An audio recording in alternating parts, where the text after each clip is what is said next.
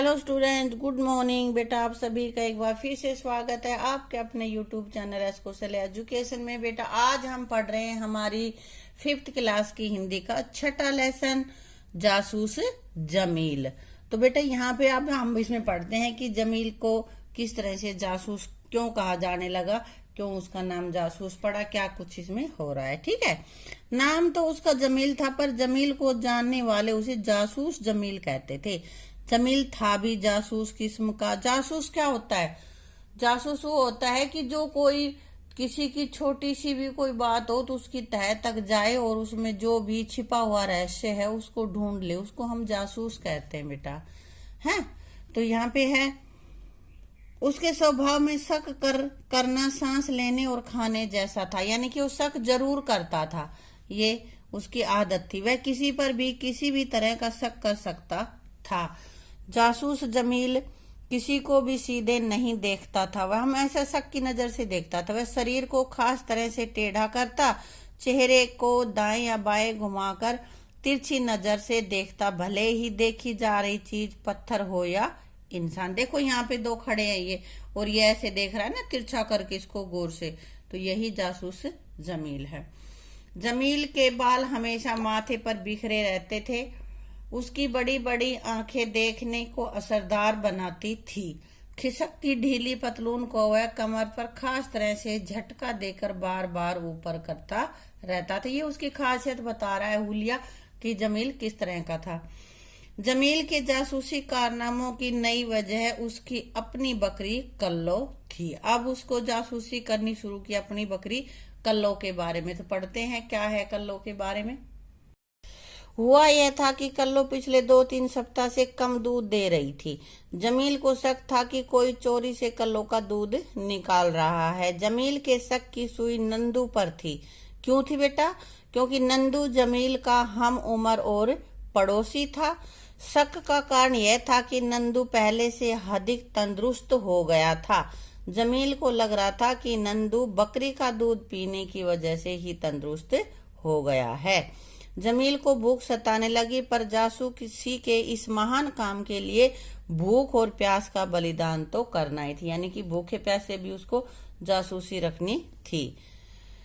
जब भी जमील और नंदू का आमना सामना होता, जमील नंदू का चेहरा घुमाकर तिरछी नजर से नंदू को चेहरा घुमाकर तिरछी नजर से देखता, मानो कह रहा हो मुझे पता है बच्चू, बकरी का दूध कौन पीता है। जमील को हैरानी होती कि नंदू पर इसका कोई असर नहीं हो रहा था, और नंदू पे कोई असर नहीं हो रहा था। इसलिए जमील ने तय किया कि नंदू का पीछा किया जाए। उसने नंदू का पीछा किया। उसे आधे गांव का चक्कर लगाना पड़ा और नंदू के पीछे पीछे उसके खेत तक भी जाने पड़ा। अब वो उसकी जासूसी कर रहा था तो उसके पीछे पीछे छुप के कर रहा था ये काम, इसलिए उसको ज्यादा चलना पड़ा था। फिर जमील ने बकरियों पर नजर रखने का फैसला किया, इसलिए अब्बू जैसे ही बकरियां लेकर निकले, जमील उनके पीछे हो लिया। जमील के अब्बू जंगल पहुंचकर एक पीपल के नीचे बैठ गए। जमील के अब्बू बकरी चराने गए थे भाई, वो पीपल के पेड़ के नीचे बैठ गए। जमील पास के आम की आड़ में छिपकर बकरियों की निगरानी करने लगा। कुछ देर बाद ही उसे प्यास लगने लगी। दोपहर में अब्बू ने कपड़े की पोटली से खाना निकाला और खाने लगा। यह देखकर जमील को भी भूख सताने लगी, पर जासूसी के इस महान काम के लिए भूख और प्यास का बलिदान तो करना ही था। अब उसका अब्बू भी खाना खा रहा था तो मन उसका भी क्या कि खा लूं, लेकिन उसको तो जासूसी करनी थी। उसने अपने अब्बू को भी नहीं बता रखा था कि मैं देख रहा हूँ, छुप के कर रहा था ये काम। खाना खाकर अब्बू ने पेड़ की छाव में अंगोछा बिछाया और सो गया। यह देखकर जासूस जमील ने सोचा, तो यह बात है, अब्बू रोज सो जाते हैं और इसी का फायदा उठाकर नंदू बकरी का दूध निकाल लेता है, यानी अब नंदू हाथ में लोटा लिए यहाँ आता ही होगा। उसने अपने आप से सोचा कि हाँ अब अब्बू सो गए तो अब नंदू आएगा और वो दूध निकाल के ले जाएगा बकरी का। जमील जब बेसब्री से नंदू के आने का इंतजार कर रहा था, इसी बीच पीपल से बंदर के 4-5 बच्चे नीचे उतरे और बकरियों के आसपास उछल कूद करने लगे। बकरियों पर बंदरों के आने का कोई असर नहीं पड़ा। लगता था बकरियां बंदरों के साथ रहने की आदी हो गई थी। बंदरों के उसने बकरियों के कोई असर नहीं है, उनको तो ऐसे लग रहा था जैसे ये रोज का ही काम है। बंदर का एक बच्चा जमील की बकरी कल्लो के पास गया और उसका दूध पीने लगा। बंदर का बच्चा जब तक दूध पीता रहा तब तक कल्लो अपनी जगह चुपचाप खड़ी रही। ये देखो दूध पीने लग रहा है ना। चील ने भी यह सब देखा तो उसके आश्चर्य का ठिकाना न रहा। अच्छा, तो ये मामला है, दूध बंदर के बच्चे पी जाते हैं। फिर जमील ने शरीर को खास तरह से टेढ़ा किया और अपने ही कंधे को तिरछी नजर से देखते हुए बुदाया, पता करना पड़ेगा बंदर के बच्चे को बकरी का दूध पीना किसने सिखाया। अब वो सोचा अच्छा तो बंदर के बच्चे पी रहे, लेकिन अब ये बंदर के बच्चे को बकरी का दूध कैसे पीना सीखा, ये पता लगाना। बेटा ये एक छोटी सी कहानी है जिसे चंदन यादव ने लिखा है। तो तुमने देख लिया जमील की जासूसी का कमाल, है ना। अंगोछा, शरीर पोंछने का वस्त्र। ये इसके वर्ड मीनिंग कर लेते हैं बेटा हम। अंगोछा, शरीर पोंछने का वस्त्र। असरदार, प्रभावी।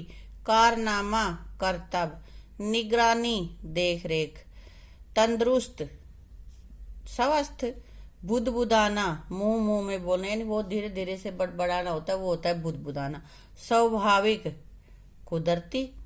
हम उम्र, समान उम्र के। तो ये इसके हैं शब्दार्थ। अब बेटा इसके क्वेश्चन आंसर हैं, ये हम अलग से करवाऊंगी मैं, इस बुक में यो नहीं लिख पाऊंगी मैं, ठीक है। भाषा की बात में है, अब्बू ने कपड़े की पोटली से खाना निकाला। इस वाक्य में कपड़े और पोटली का परस्पर संबंध है, यानी कि कपड़ा पोटली। इसी प्रकार नीचे कुछ शब्द हैं, उनके किस से संबंध है, जैसे घास की गठड़ी, लकड़ियों का ढेर, रुपयों की थैली भी कह सकते हैं, रुपयों की गड्डी भी कह सकते हैं, है ना। मिठाई का डिब्बा, अंगूर का गुच्छा, और बच्चों की टोली। और बच्चों का होगा तो समूह भी कह सकते हैं। अगर हम का लिखेंगे तो लिखेंगे बच्चों का समूह। अनाज की बोरी और अनाज का भंडार लिख देंगे। अगर की लिखना है तो बोरी लिखेंगे, का लिखेंगे तो भंडार। कागजों का बंडल, मेले की भीड़ और तारों का समूह। अब ये चीजें इनकी मतलब एक से ज्यादा जब चीजें हैं तो इनको संबोधित कर रहे हैं हम, कि जैसे ज्यादा बच्चे हैं तो क्या बोलेंगे, ज्यादा तारे हैं तो क्या बोलेंगे, इस तरह से, ठीक है। अब आगे है तत्सम और तद्भव। तत्सम बेटा वो शब्द हैं जो कि हमारे पीछे संस्कृत भाषा से सीधे के सीधे हमारी हिंदी भाषा में प्रयोग हो गए हैं, वो शब्द हमारे होते हैं तत्सम शब्द। और कुछ शब्द ऐसे हैं जो अपना रूप बदलकर यहाँ पे आ गए, हिंदी भाषा में प्रयोग होने लग गए हैं, तो उसको हम कहते हैं तद्भव शब्द। तो यहाँ पे तद्भव दे रखे हैं, इनके तत्सम शब्द तुम्हें बनाने हैं। जैसे फूल, फूल का तत्सम शब्द होगा पुष्प, पुष्प से ही आगे चलकर फूल बना है। पानी, जल।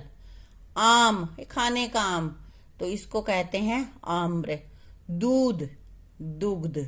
लड़की, कन्या। ये इनके तत्सम शब्द के तत्सम रूप हैं और ये इनके तद्भव रूप है एक शब्द के, ठीक है बेटा।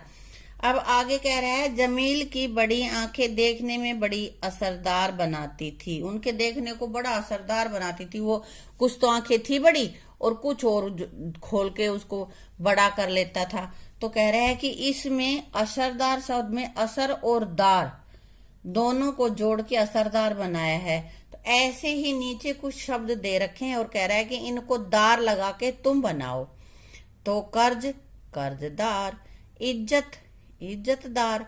वफा, वफादार। इन सब के आगे मैंने दार लगा दिया, तुम अपने आप भी लगा सकते हो इसमें, ठीक है बेटा। अब बेटा इस लेसन का ये पोर्शन हम यहीं तक करेंगे और आगे जो अभ्यास बच गया वो और क्वेश्चन आंसर हम करेंगे अपनी अगली वीडियो में, ठीक है। Thank you.